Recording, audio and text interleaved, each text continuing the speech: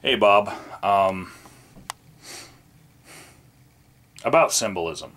You know, I've had many different backgrounds in my videos, many of which would be like, you know, so far back that I couldn't expect you to go watch all of them, but I wasn't doing all of this symbolism just to offend the people I was responding to. This is actually just a celebration of where I am at in life.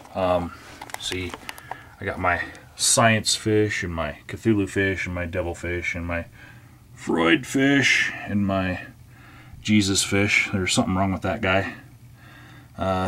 Big fat Buddha fish, flying spaghetti monster fish, evolution screwing the ichthys and the bunghole fish.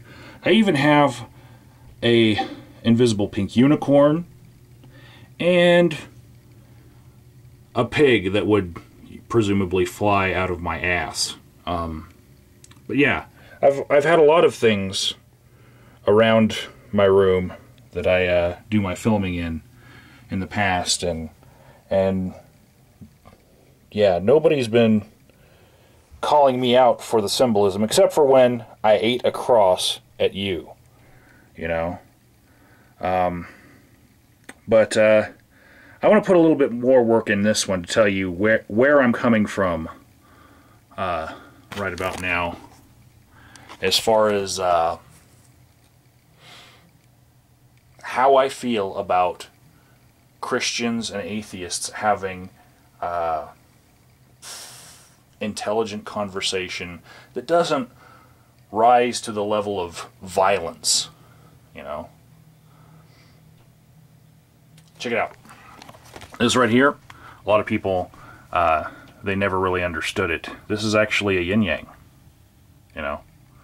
It goes, and then this one goes, it's actually a big representation of a yin-yang.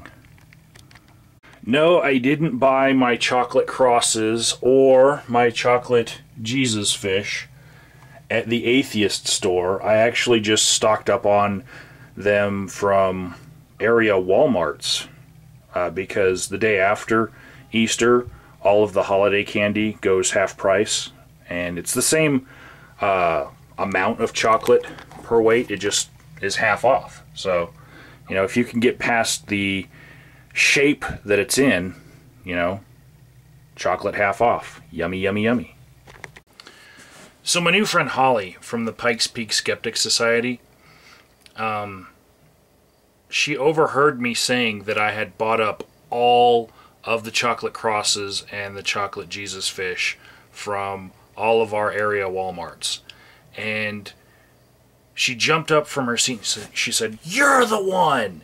You're the bastard who bought them all up. I was shopping and I was looking for those."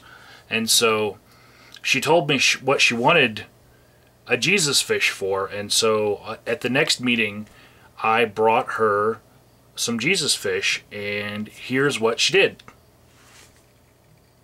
Pretty awesome, huh?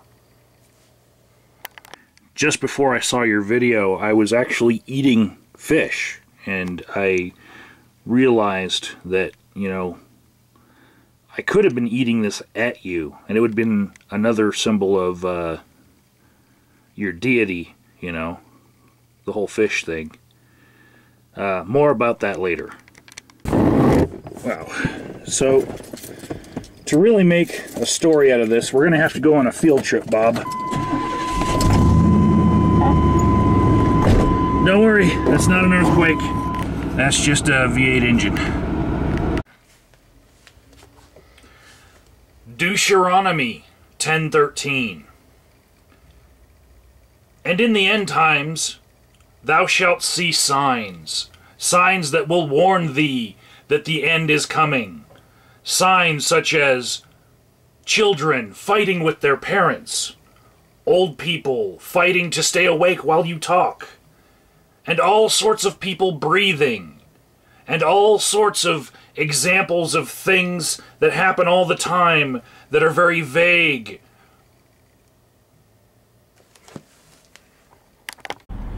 Sun's about to set, so we better hurry up. Yeah, I was gonna go into Safeway to get something, but there's signs on the door saying they's about to close. They're going to close their doors. And yeah, I don't know where I'm going to get this item that I'm going to have to pick up at some other store, but we'll find it. It's one of those problems that's going to plague mankind for a while, is how to restructure all these neighborhoods so that they have grocery stores within the neighborhood and you don't have to actually drive to get to a grocery store, because that is actually the closest grocery store to my house, and it will be closed. Maybe another grocery store will take its place, I hope. About 2 nights they're gonna have Foxy Boxing. Wish I could bring you along, Bob. It's gonna be a heck of a time. Check it out, Bob. It's raining, but I can't see any clouds above me because the roof's in the way, but it looks like there's a pretty cloudless sky, but it's raining all over. I believe this fits the criteria for a Christian miracle. I think it does. There's a few clouds over there, but wait, let's not look at that. Let's just look at the miracle for a second, okay? It's still raining, Bob, but we've come to our destination. This is Hooked on Books. This is where A.F. Alexander had her book launch. Now, for the weeks leading up to her book launch, right there on that door, right there, there was a sign about her book. Her book's entitled Religious Right, the Greatest Threat to Democracy. So for a few days, the bookstore owner was having people come into her bookstore and say to her that they were not happy with the sign in the window. Hold on, let me let a moth out. Miller moths are really bad in Colorado Springs. So these people would come up and specifically say that that poster was offensive. You know, never mind that this bookstore has a complete religion section and a philosophy section. You could buy 10 different styles of Quran or Al-Quran or Quran with a K. All of those are in the bookstore, but this sign was on the door, you know, where people could see it. You didn't have to go to that special section. So the customers were complaining. And the store owner, she was just shooing them away, saying, well, if you don't like it, you can leave. You know, good on her. This is Colorado Springs, home of Focus on the Family, home of the mega church. And she stood up for her author that was going to have a book launch. And that's awesome.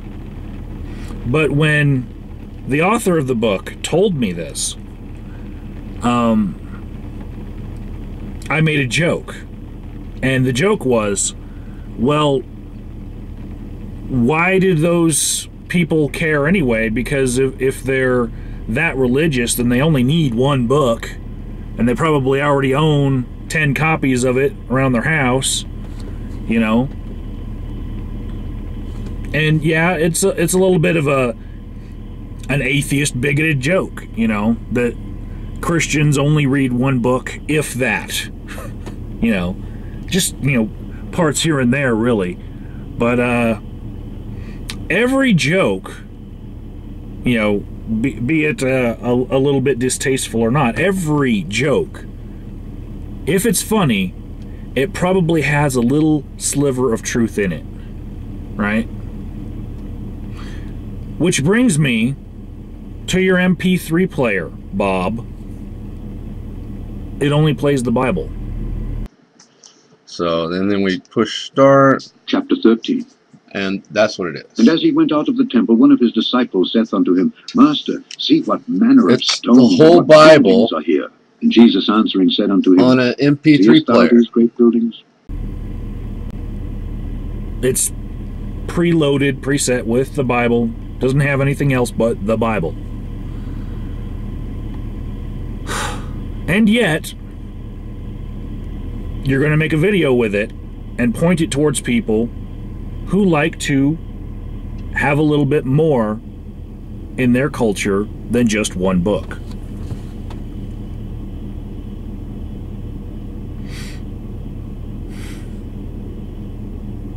Yeah.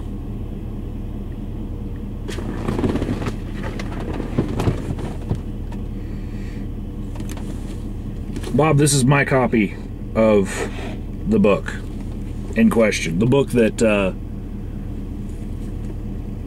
made this little mini controversy. And I just want to show you something, Bob.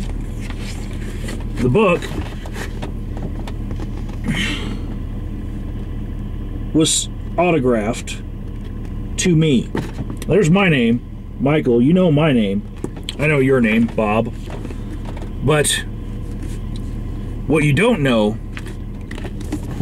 is the author's name. Now that, right there, that's a pseudonym, Bob.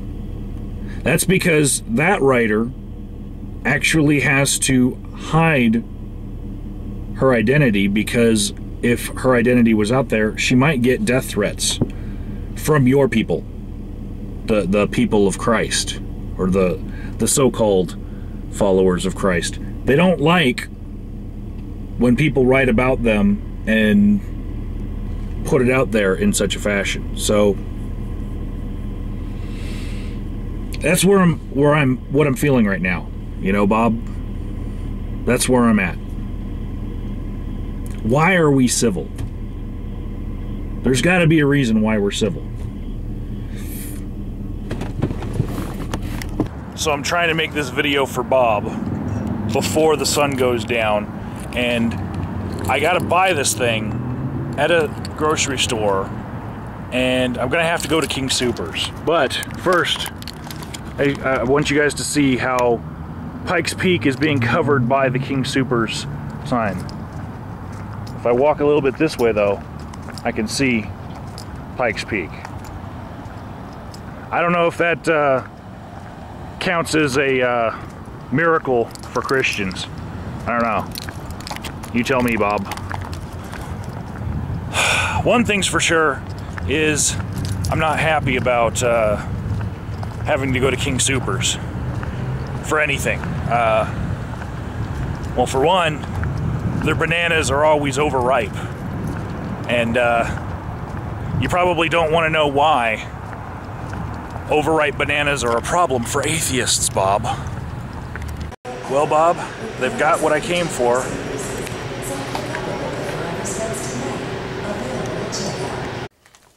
So I got the flavor blasted extra cheddar goldfish so I can tell this story. When I was 5, 6, 7, and 8 years old, it stopped when I was 8. I was being indoctrinated by the Assembly of God Church. And I guess they were listening to their parishioners when they took kids aside and had their Sunday school happen just about the same time as service, all the way up until kids got to be around 8. And then when you got to a certain age, during the service, you would go down from the Sunday schools, which were upstairs. You'd go down, and the kids were put in the front row, you know, so they couldn't like be in the back where they can hide from their parents and run around and go up and down the pews. They were in the front row, so the entire congregation were looking at you. But communion for the rest of the church would happen first before they would call down the kids. And kids would have their communion separate from the adults, just in case one of them might have made a scene or said something or ruined the communion part of the service, because it was especially sacred. But the adults downstairs, what they got were these little itty-bitty, icky-tasting unleavened, unbaked, stale cracker bits that were like little rectangles. And that was the body of Christ. The body of Christ tasted very bad for them. But upstairs, the kids got goldfish, right? Full of cheddar flavor. And we got grape juice. The grape juice was awesome. You know, I look forward to, you know, munching on the flesh of Jesus and drinking his blood. That was awesome because it tasted good. But I left that church when I was 8 years old and didn't go back and didn't really have a lot of church experience for years after that, until I was a teenager and I wanted to hang out with my friends who were always going to youth groups. And in those years, it was a while before I saw another goldfish, right? One of my friends had an entire jug of goldfish.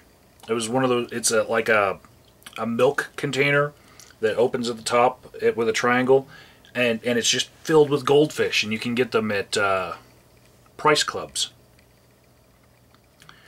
And I saw this giant container of goldfish that he had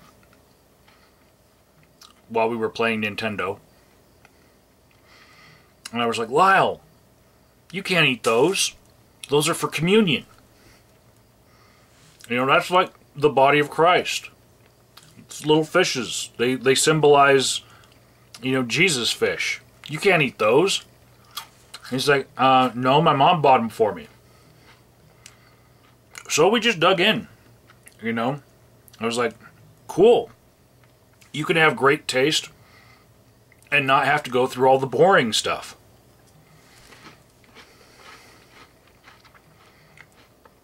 But for a second there, I was really offended that somebody would use a goldfish as a child's snack.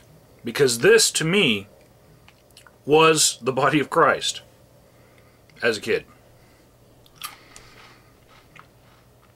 But I got over it.